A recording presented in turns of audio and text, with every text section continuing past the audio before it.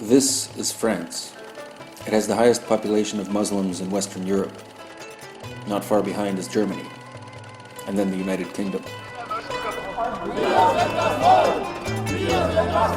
But protests in Germany represent a growing number of Western Europeans who want to limit Muslim immigration into the region. These sentiments are only exacerbated by domestic attacks levied in the name of Islam. In 2008, 46% of people in Spain held unfavorable feelings toward Muslims, a modest number compared to the 53% in Greece and 63% in Italy. Despite those statistics, Islam is the fastest growing religion in Europe. How that happened rests in the hands of history. In 1830, the French monarchy invaded Algeria, a largely Muslim country.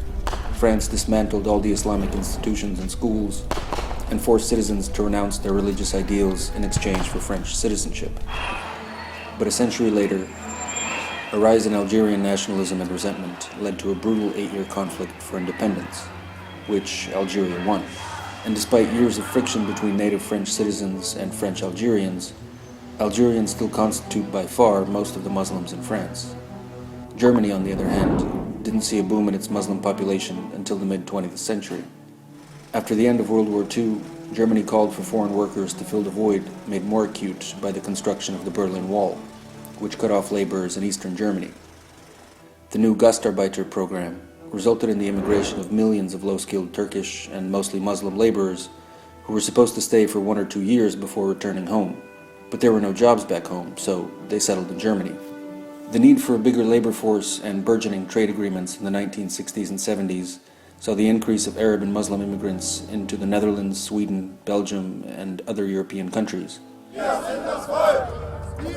And today, a growing number of people in those particular countries fear what they've dubbed the Islamization of the West. In the midst of that fear, Muslims have felt the repercussions. In Sweden, Britain, and France, mosques have been firebombed and burned down. Algerian, Turkish, and Moroccan citizens suffer unemployment rates double and triple the amount of their French and German counterparts. And a recent Amnesty International report found that more and more European Muslims face daily discrimination, forcing them to carve out their own communities outside of mainstream society. This is the environment that has bred the rising tensions between European nationalists and everyday Muslims. And it's why, in part, extremist views on both sides have turned Western Europe into a virtual powder keg.